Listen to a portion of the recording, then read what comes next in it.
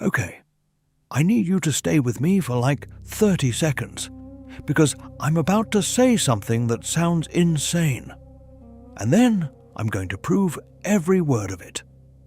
130 feet underground in Egypt, there are stone boxes, 25 of them, each one cut from a single solid piece of granite, each one weighing as much as a fully loaded Boeing 757.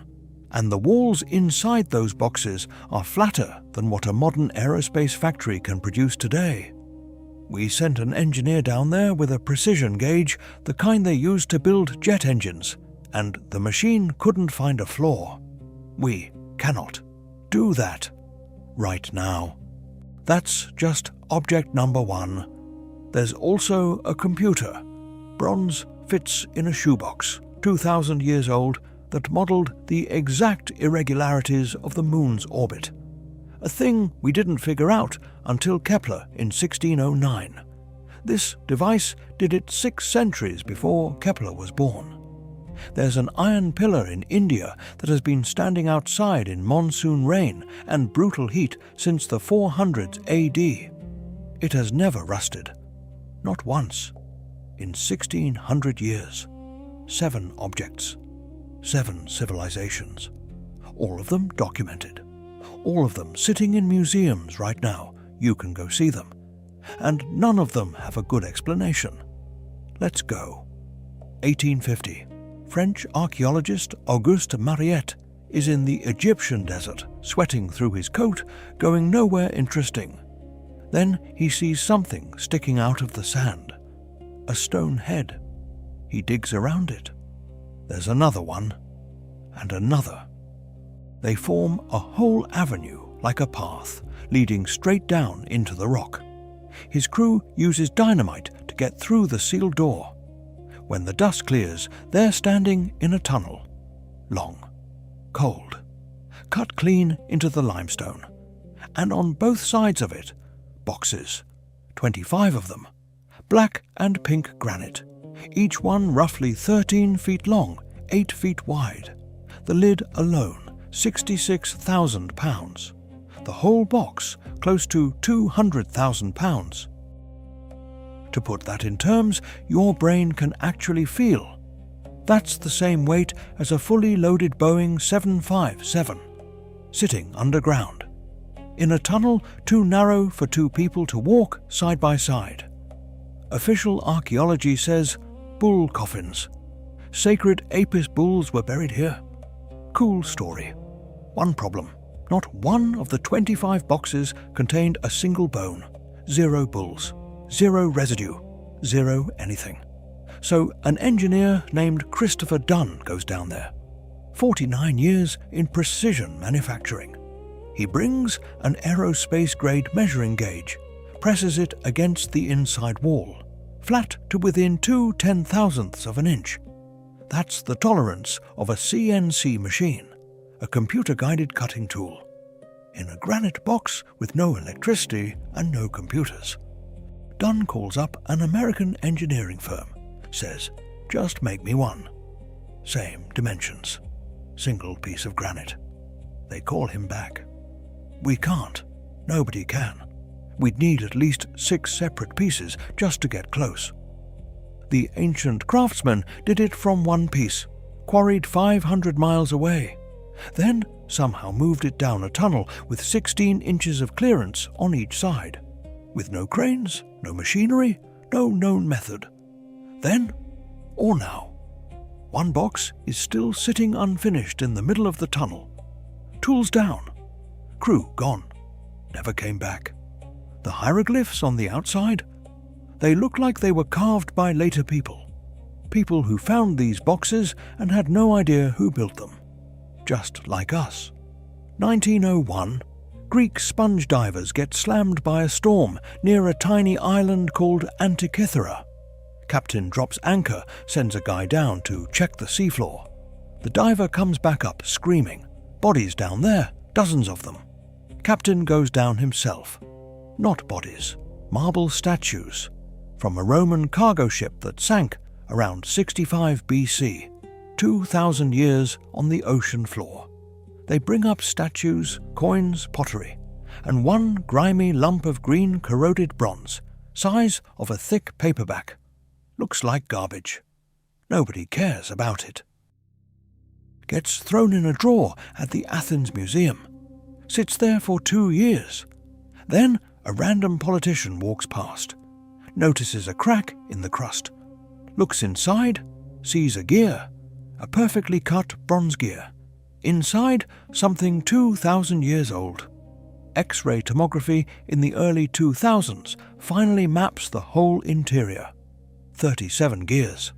The largest one, 223 teeth, cut with a precision a hand file literally cannot physically achieve. Here's what the machine did. Tracked the sun, the moon, 5 planets, predicted solar and lunar eclipses, showed you the moon's phase in real time when you turned the handle, tracked the 4-year Olympic Games calendar. All of that in something that fits in a backpack. But here's what actually broke the engineers. This machine knew the moon doesn't move at constant speed. It moves faster when it's closer to Earth, slower when it's farther away. We call that an elliptical orbit. Kepler figured that out in 1609. This device modeled it mechanically 600 years before Kepler was even born. It used 2 gears on an offset axis, creating a variable rate of motion. That's a differential gear. The exact same mechanism in your car right now. In ancient Greece. In a box from the bottom of the sea. And it gets worse. The Roman writer Cicero, writing in the 1st century BC, describes a similar device built by Archimedes. Similar. Device. This wasn't a lucky accident, it was a tradition, a whole school of mechanical astronomy. People who built these things regularly, as a craft. We have 1 copy left. 1, everything else burned, sank, or collapsed into dust. And we called it the Dark Ages, like it was just a rough patch. There's an iron pillar standing outside in a courtyard in Delhi, India. 23 feet tall, 6 tons. It's been there since roughly the 400s AD. It has never rusted, not a single spot. In 1600 years. I want you to understand how wild that is. Delhi is brutal. Monsoon season dumps serious rain on it every year. Summer temperatures that'll melt your face. Humidity so thick it turns regular iron into orange powder in a few years. The Eiffel Tower, sitting in the gentle, mild climate of Paris, gets completely repainted every 7 years just to keep it from corroding. This pillar. 0 maintenance. 16 centuries. A cannonball hit it in the 10th century, there's still a dent, and the pillar just did not care.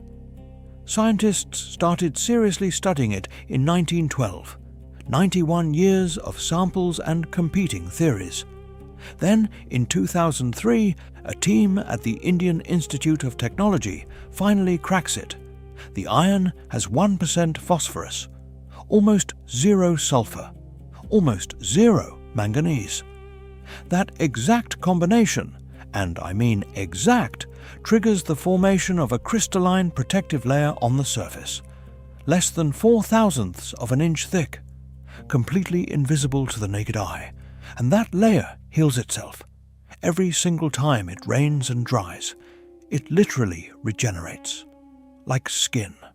The guys who built this had no spectrometers, no chemistry textbooks, no concept of electrochemistry.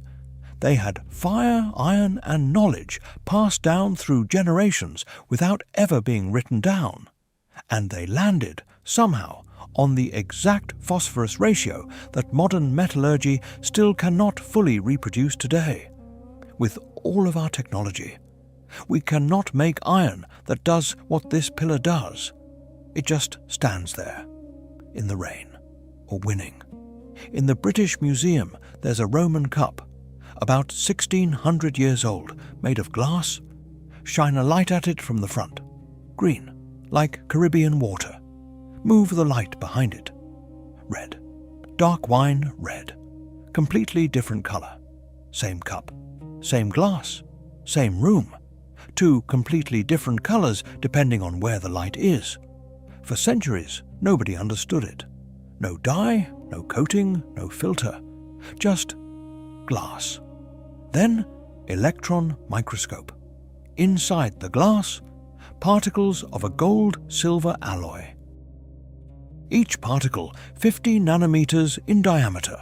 A grain of table salt is 50,000 nanometers. These particles are 1,000 times smaller than that. You cannot see them. You cannot feel them. They don't exist to human senses. When light hits something that small, the electrons start oscillating. Silver oscillates at the frequency that creates green when light bounces off. Gold oscillates at the frequency that creates red when light passes through. The effect is called Plasmon resonance. We use this today in cancer diagnostics, in detecting water contamination, in holographic displays. This is cutting-edge nanotechnology, and Roman craftsmen were doing it at dinner parties 1600 years ago. In 2014, Cambridge scientists finally replicated the effect. It required engineering 16 million individual nanoparticles per square millimeter. The Romans did it, without microscopes, without measuring instruments. They ground gold and silver to sizes invisible to the human eye, mixed them into molten glass at a precise ratio, with no way to verify the ratio was right, for a drinking cup, to flex on their dinner guests. The technique died with the Roman Empire. This is the only complete cup that survived. And now researchers want to use its principle to build sensors that detect poison in drinking water. A party trick from 400 AD might save more lives in the next 50 years than most things we invented in the last century. Let that land for a second. 1936. Construction workers outside Baghdad hit an ancient burial site, Parthian Empire, about 250 BC. Standard stuff, pottery, coins, jewelry, and one plain clay jar, 5.5 inches tall, sealed with tar. Looks like nothing. Museum director Wilhelm Koenig opens it. Inside the jar, a copper cylinder. Inside the cylinder, an iron rod, suspended in the center, not touching the walls. Koenig stares at it for a long moment, because he knows exactly what he's looking at. Two metals. Different electrochemical potentials. A gap for liquid electrolyte. A sealed container. This is a battery. This is a functional electrical battery from 250 BC. An American researcher builds an exact replica, fills it with grape juice. It generates electricity. Right now. Today. From a design over 2,000 years old, hook up a few of them together. You have enough current to electroplate metal objects, to coat a cheap bronze statue in a thin layer of gold, to make things look more expensive than they are. Similar jars were found nearby, along with fine needles for detailed metalwork. This is 1,600 years before Alessandro Volta, before Benjamin Franklin's kite, before anyone in the Western world had even written down the word electricity. And then, 2003, the invasion of Iraq. The Baghdad Museum gets looted in the chaos. The battery is gone, stolen. Before modern analysis was complete. Before anyone could fully answer the questions that matter. How did they know? Who taught them this? What else did they build that we haven't found yet? We'll probably never know. Because the one object that could have helped us answer those questions vanished into a war and hasn't been seen since. Same year, 1936, different country. Archaeologist Walter Emery opens a tomb in Saqqara, Egypt. First dynasty. 5,000 years old. Before bronze tools. Before iron. before the wheel was even in common use anywhere on Earth. Next to the skeleton, a stone disc, about 2 feet across, 3 curved blades spiraling outward from a central hub. Do me a favor. Pull out your phone right now. Type into Google centrifugal pump impeller. What you see is identical to what Emery found in that tomb. Identical. Carved from metasilt stone, a rock that's brittle, unpredictable, and fractures without warning if you apply pressure at the wrong angle. The blades are thin, curved, precise, not a single crack, not a single mistake anywhere on the surface. Someone with a copper chisel, the best cutting tool available in 3100 BC, carved this shape from a rock that punishes every error by shattering, and made 0 errors. An engineer 3D prints an exact replica, mounts it on a shaft, turns it on, it pumps water, powerfully, exactly as it was designed to do. Engineers at Airbus analysed the geometry, confirmed it has real fluid dynamic properties. An Egyptologist named Cyril Aldred had a theory. This disc is a scale model, a stone copy of a metal original that no longer exists. The metal rotted away thousands of years ago. The stone copy survived 5,000 years underground. Think about what that actually means. Someone built a working centrifugal pump, then made a scale model of it in stone, probably as a grave offering, like we'd put a miniature car in someone's coffin today.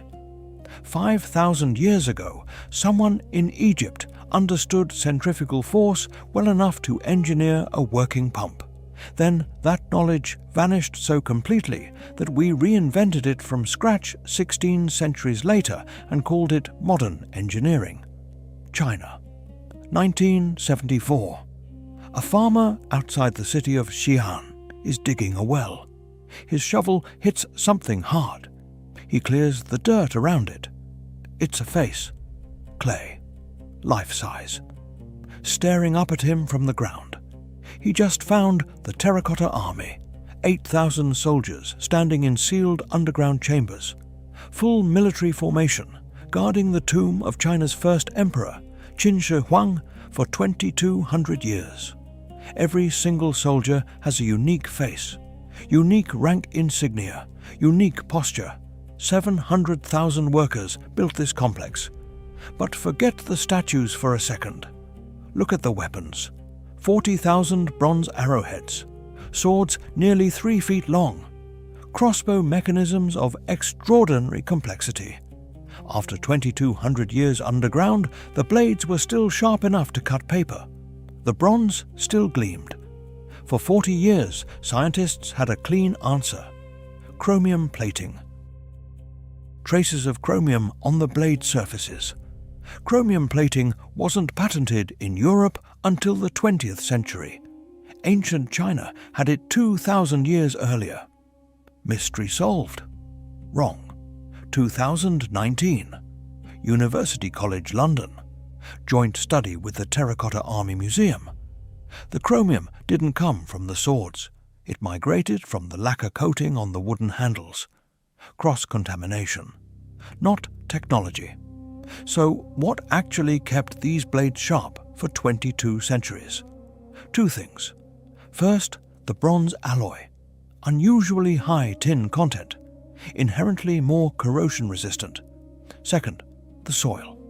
The ground around Xi'an is alkaline, fine-grained, almost zero organic matter. A near-perfect preservation environment. Scientists buried bronze replicas in Xi'an soil. 4 months of accelerated testing came out perfect. Same replicas buried in English soil? Heavily corroded. Same time period. Same conditions. The Qin dynasty craftsmen chose a specific alloy and buried it in a specific location that worked together as a system. No word for electrochemistry. No concept of soil alkalinity. No scientific framework for any of it. They just knew, and 40,000 blades sat in the dark for 22 centuries. Sharp, ready, waiting, for one farmer who just wanted water. 7 objects, 7 civilizations, and 7 eras that knew things they had no business knowing. Boxes with aerospace tolerances and no machines. A solar system computer that fits in a shoebox. Iron that heals itself in the rain for 1600 years. Glass that bends light using particles smaller than a virus. A battery stolen before we could finish studying it.